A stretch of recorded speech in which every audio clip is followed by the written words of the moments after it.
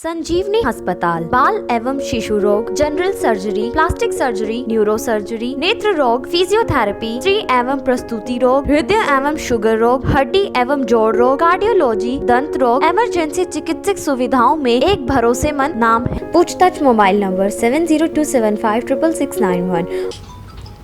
और मैं अपने स्टूडेंट जीवन ਦੇ ਵਿੱਚ ਐਜ ਏ ਸਟੂਡੈਂਟ ਲੀਡਰ बहुत स्टूडेंटा की मंगां वास्ते भी अपने कॉलेज के टाइम संघर्ष किया और उस तो बाद 88 तो लैके अज 2022 तक मैं कांग्रेस पार्टी के बहुत ही सक्रिय और अहम भूमिका निभाई।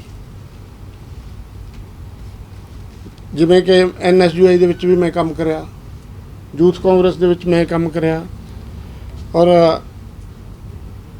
89 दे विच चौधरी देवीलाल जी 87 ਦੇ ਵਿੱਚ 87 MLA ਲੈ ਕੇ 90 ਚੋਂ 85 MLA ਜਿੱਤ ਕੇ ਹਰਿਆਣਾ ਪ੍ਰਦੇਸ਼ ਦੇ ਮੁੱਖ ਮੰਤਰੀ ਬਣੇ। ਔਰ ਉਸ ਟਾਈਮ ਇਹ ਕਾਰਾਂ ਬੱਸਾਂ ਨਹੀਂ ਹੁੰਦੀਆਂ ਸੀ, ਟਰੱਕਾਂ ਤੇ ਰੈਲੀਆਂ ਤੇ ਜਾਂਦੇ ਅਕਸਰ।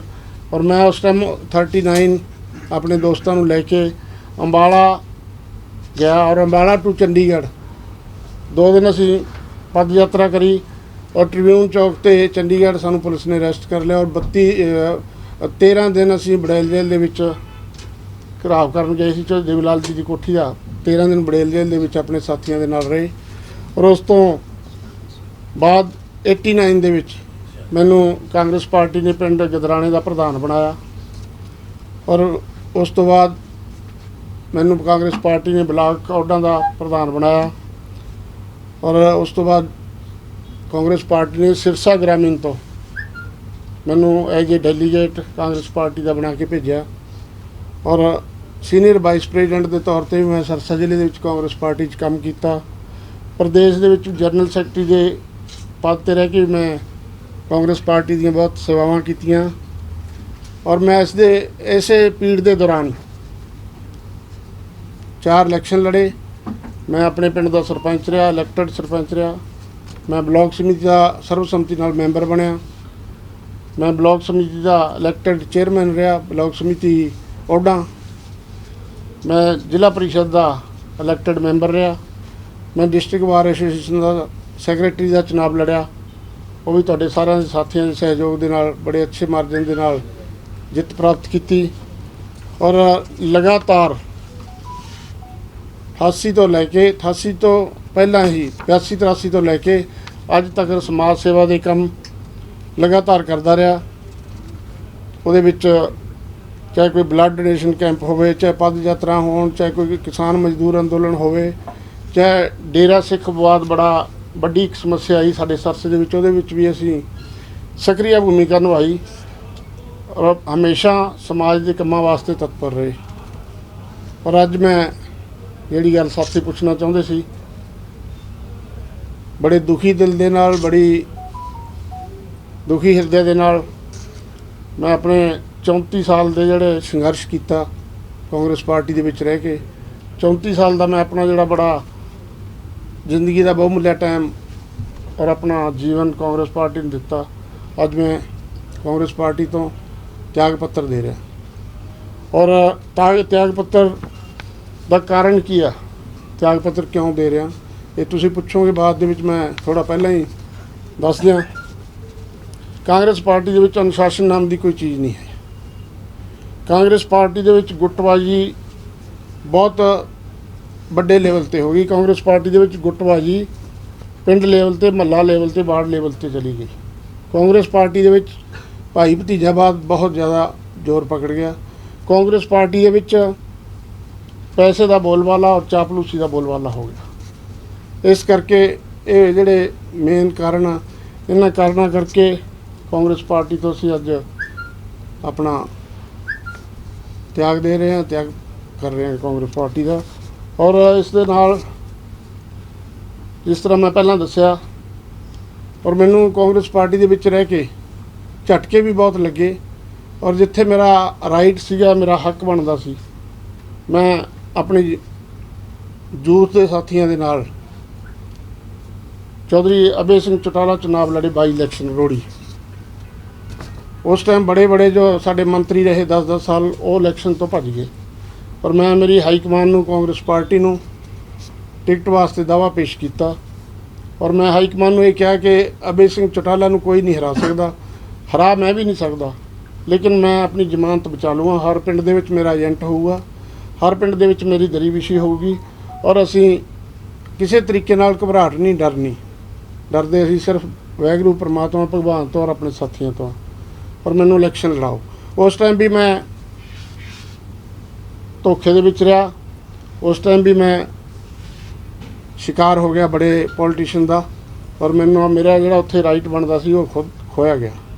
उस तो बाद चौधरी जगदीश नेहरा जी भट्टू चुनाव लड़ना इंटरस्टेड सीगे और चौधरी रणजीत सिंह बीजेपी चले गए और रोड़ी हल्का जिथे मैं बहुत अपना तसद्दुद दे नाल मेहनत दे नाल काम कीता और मैं रोड़ी हल्के दे विच कांग्रेस पार्टी तो टिकट मंगी।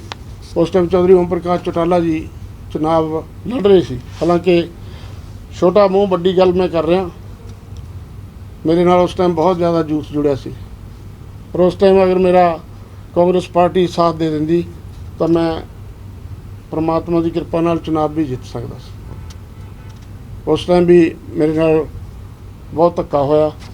पिछले चुनाव दे विच डब वाली तो मैं टिकट की दावेदारी पेश की और कांग्रेस हाई कमान ने लगभग मैनूं विश्वासन भी दिता कि इस बार चुनाव तुहानूं लड़ावांगे और बड़े दुख और अफसोस नाल कहना पै रहा कि जिहड़े 4 बार कांग्रेस पार्टी के कैंडीडेट इलैक्शन लड़े और हारे, कांग्रेस पार्टी ने उन्होंने दे सपुत्तर नूं चंडीगढ़ बैठे नूं लिया के इत्थे इलैक्शन लड़ाता, फिर मेरा हक मारिया गया। इस करके हमेशा ही मेरे नाल जिहड़ा धक्का हुंदा रहा और वो धक्के नूं बर्दाश्त भी करते रहे ताकि कांग्रेस पार्टी मेरे पिता पुरख, मेरा खानदान, मेरा परिवार शुरू तो असीं कांग्रेस दे विच लगे रहे। और इस दे नाल नाल जिहड़े पुराने साथी है प्रैस दे, वो तो मैनूं जाणदे अच्छी तरह, मैं एक बहुत बड़ा रिस्क लिया।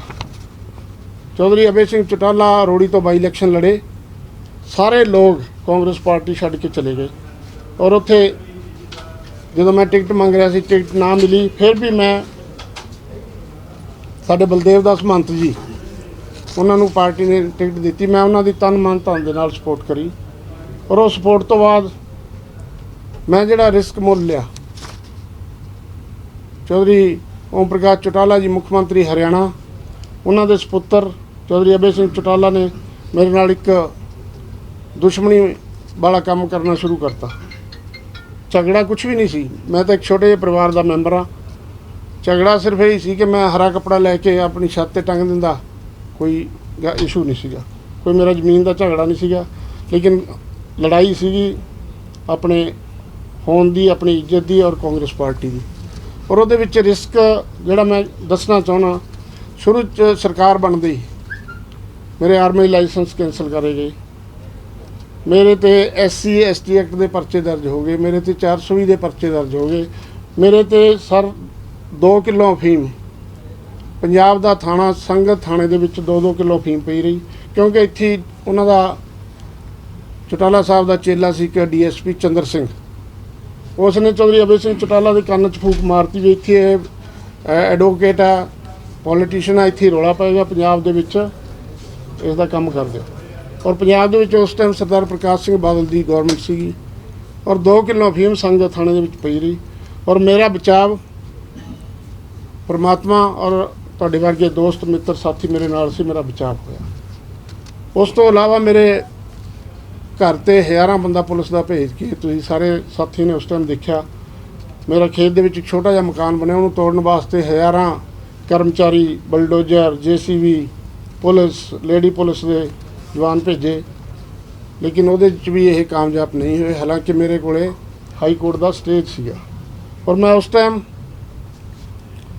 चौधरी अभय सिंह चौटाला नूं मैनूं बड़े साथियों ने राय दी भी हालात खराब आ, अपना उन्हां नाल कोई मुकाबला नहीं, अपने मेरे वैलविशर भी पंजाब चों आए तेरा बैठ के गल कराने, लेकिन मैं कोई परवाह नहीं करी। मैं उस टाइम चौधरी अभय सिंह चौटाला नूं बाई नेम हाई कोर्ट दे विच ਚੌਧਰੀ ਓਮ ਪ੍ਰਕਾਸ਼ ਚੌਟਾਲਾ ਜੀ ਮੁੱਖ ਮੰਤਰੀ ਸੀ। ਅਬੇ ਸਿੰਘ ਚੌਟਾਲਾ ਜੀ ਨੂੰ ਮੈਂ ਹਾਈ ਕੋਰਟ ਦੇ ਵਿੱਚ ਬਾਈ ਨੇਮ ਪਾਰਟੀ ਬਣਾਇਆ, ਜਿਹੜੇ ਕਿ ਇੰਗਲਿਸ਼ ਟ੍ਰਿਬਿਊਨ ਨੇ ਵੀ ਉਹ ਕਵਰ ਕਰੀ ਖਬਰ, ਰੇਡੀਓ ਨੇ ਵੀ ਕਵਰ ਕਰੀ ਖਬਰ। ਉਹ ਇਸ ਕਰਕੇ ਜਿਹੜਾ ਰਿਸਕ ਲਿਆ ਜੀਵਨ ਦੇ ਵਿੱਚ, ਰਿਸਕ ਵੀ ਪਾਰਟੀ ਪਿੱਛੇ ਲਿਆ, ਔਰ ਅੱਜ ਬੜਾ ਭਾਰੀ ਮਨ ਦੇ ਨਾਲ ਦੁੱਖ ਦੇ ਨਾਲ ਇਹ ਕਹਿ ਰਹੇ ਹਾਂ ਕਿ ਪਾਰਟੀ ਛੱਡ ਰਹੇ ਹਾਂ। ਔਰ ਜਿਹੜੀ ਮੈਂ ਤੁਹਾਡੇ ਸਾਥੀਆਂ ਦੇ ਸਾਹਮਣੇ ਗੱਲ ਰੱਖੀ ਆ, ਜ਼ਿੰਦਗੀ ਦੇ ਵਿੱਚ ਇਸ ਗੱਲ ਦੇ ਵਿੱਚ ਕਦੇ ਵੀ 0.5% ਵੀ 19-21 ਗੱਲ ਹੋਵੇ ਤਾਂ ਆਪਾਂ ਪਰਮਾਤਮਾ ਨੂੰ ਜਾਣਦੇ ਨਹੀਂ। ਜੋ ਗੱਲ ਮੈਂ ਕਹੀ ਹੈ ਸੱਚ ਔਰ ਸੱਚਾਈ ਕਹੀ ਹੈ। ਔਰ ਮੈਂ ਫਿਰ ਇਹੀ ਦੁਬਾਰਾ ਦੁਹਰਾਉਣਾ ਕਿ ਜਿਹੜੀ ਮੈਂ ਤੁਹਾਡੇ ਸਾਰੇ ਸਾਥੀਆਂ ਦੇ ਸਾਹਮਣੇ ਆਪਣੀ ਜੀਵਨ ਦੀ, ਆਪਣੇ ਇਸ ਟਾਈਮ ਦੀਆਂ ਗੱਲਾਂ ਰੱਖੀਆਂ, ਇਹਦੇ ਵਿੱਚ ਕਿਤੇ ਵੀ ਕੋਈ ਉਣਤਾਈ ਨਹੀਂ, ਕਿਤੇ 0% ਵੀ ਇਹਦੇ ਵਿੱਚ ਕੋਈ ਗਲਤ ਗੱਲ ਨਹੀਂ ਹੈ। ਸਾਰੀ ਉਮਰ ਜੇ ਹੋਵੇ ਤਾਂ ਮੈਂ ਦੇਣਦਾਰ ਰਹਾਂਗਾ। ਔਰ ਮੈਂ ਹੁਣ ਸਾਰੇ ਸਾਥੀਆਂ ਨੂੰ, ਮੇਰੇ ਤੋਂ ਬਾਅਦ ਸ਼੍ਰੀ ਸ਼ਾਮ ਲਾਲ ਮਹਿਤਾ ਜੀ ਵੀ ਆਪਣੇ ਤੁਹਾਡੇ ਸਾਥੀਆਂ ਨਾਲ ਰੂਬਰੂ ਹੋਣਗੇ। ਸਾਥੀਆਂ ਦੇ ਰਾਣਾ ਜੀ, ਤੁਸੀਂ 34 ਸਾਲ ਤੱਕ ਕਾਂਗਰਸ ਦੀ ਸੇਵਾ ਕੀਤੀ, ਕਿ ਤੁਸੀਂ ਜਿਹੜਾ ਹੁਣ ਅਸਤੀਫਾ ਦਿੱਤਾ ਹੈ ਕਿ ਹਾਈ ਕਮਾਂਡ ਨੂੰ ਤੁਸੀਂ ਸੂਚਨਾ ਦੇਤੀ ਹੈ, ਤੇ ਕੀ ਅੱਗੇ ਸਟੈਪ ਕੀ ਰਹੇਗਾ? ਹੁਣ ਜਿਵੇਂ 2024 ਚ ਇਲੈਕਸ਼ਨ ਹੈ, ਹਰਿਆਣਾ ਦੇ ਜਿਹੜੇ ਆਪ ਪਾਰਟੀ ਕਾਫੀ ਨੇਤਾ ਜਿਹੜੇ ਕਾਂਗਰਸ ਦੇ ਵੀ ਹੈ ਜਾਂ ਬੀਜੇਪੀ ਦੇ ਜਾਂ ਦੂਜੀ ਪਾਰਟੀ ਦੇ ਵੀ ਸ਼ਾਮਿਲ ਹੋ ਰਹੇ ਹਨ, ਕੀ ਤੁਹਾਡੀ ਵੀ ਇਹ ਜੀ ਯੋਜਨਾ ਹੈ ਕਿ ਆਪ ਪਾਰਟੀ ਸ਼ਾਮਿਲ ਹੋਗੇ? ਹਾਲੇ ਕੁਝ ਐਸਾ ਸੋਚੇ? ਸਰ ਇਸ ਤਰ੍ਹਾਂ ਹੈਗਾ, ਅੱਜ ਅਸੀਂ ਆਪਣੀ ਕਾਂਗਰਸ ਪਾਰਟੀ ਤੋਂ ਅਸਤੀਫਾ ਦਿੱਤਾ ਗਾ, ਔਰ ਜਿਹੜੀ ਅਸਤੀਫੇ ਦੀ ਤੁਸੀਂ ਗੱਲ ਕਰੀ, ਅਸੀਂ ਕਾਂਗਰਸ ਹਾਈ ਕਮਾਨ ਨੂੰ ਅਵਗਤ ਕਰਾਤਾ ਕਿ ਅਸੀਂ ਕਾਂਗਰਸ ਪਾਰਟੀ ਤੋਂ ਤਿਆਗ ਪੱਤਰ ਦੇ ਰਹੇ ਹਾਂ। ਔਰ ਉਸ ਦੇ ਨਾਲ ਜਿਹੜਾ ਤੁਸੀਂ ਅਗਲਾ ਸਟੈਪ ਦੀ ਗੱਲ ਕਰੀ, ਅੱਜ ਇਸ ਤੋਂ ਬਾਅਦ ਅਸੀਂ ਆਪਣੇ ਸਾਰੇ ਸਾਥੀਆਂ ਨਾਲ ਵਿਚਾਰ ਵਿਮਰਸ਼ ਕਰਕੇ, ਰਾਏ ਕਰਕੇ, ਜੋ ਵੀ ਸਾਥੀਆਂ ਦੀ ਰਾਏ ਆਏਗੀ ਉਸ ਹਿਸਾਬ ਨਾਲ ਅਗਲਾ ਫੈਸਲਾ ਲਿਆ।